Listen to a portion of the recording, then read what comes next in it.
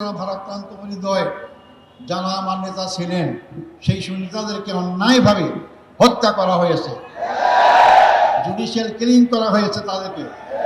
আমাদের শ্রদ্ধেয় নেতা বাংলাদেশ জামায়াত ইসলামীর আমির শহীদ মৌলানা মতিউর রহমান নিজামী, আমাদের শ্রদ্ধেয় নেতা জনাব শহীদ আলী হাসান মোহাম্মদ মুজাহিদ, আমাদের শ্রদ্ধেয় নেতা জনাব মোহাম্মদ কামারুজ্জামান, আমাদের শ্রদ্ধেয় নেতা জনাব মোহাম্মদ আব্দুল কাদের মোল্লা, আমাদের শ্রদ্ধেয় নেতা জনাব মোহাম্মদ আব্দুল কাদের মোল্লা।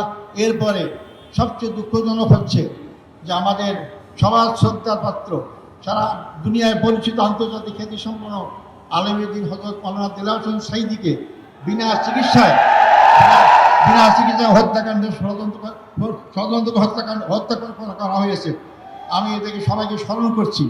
সাথে সাথে আমি স্মরণ করতে চাই আমাদের শ্রদ্ধেয় নেতা মীর কাসেম আলী সাহেবকে।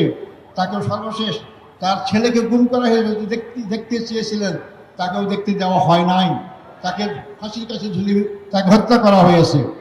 আমি সাথে সাথে জাতীয়তাবাদী দলের নেতা জনাব সালাউদ্দিন কাদের চৌধুরীকেও ফাঁসির কাছে ঝুলানো হয়েছে, আমি সেটারও আমি স্মরণ করতে চাই।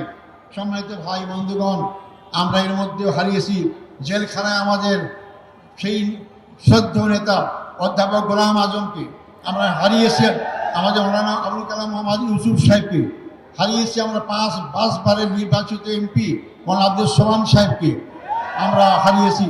এরপরও আমি বের হয়ে হারিয়ে দেখতে পেলাম আমাদের সামনে এখন তারা নেই।